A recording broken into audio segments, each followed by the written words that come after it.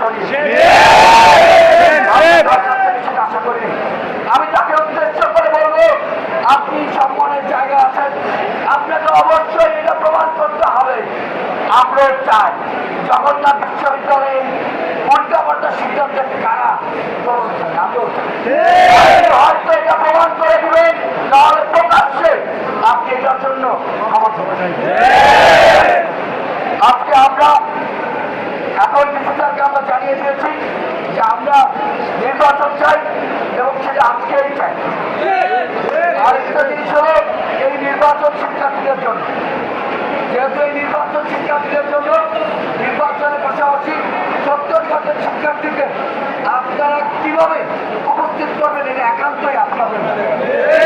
এবং আরেকটা কথা স্পষ্ট বলতে চাই, আজকে সিন্ডিকেট সভায় যারা ছিল এবং যারা আজকের উদ্ভূত পরিস্থিতি তৈরিতে প্রভাব ফেলেছে তাদেরকে জবাব দিতে আসতে হবে। তারা যদি প্রমাণ করে ধাক্কা না দিতে পারে তাদের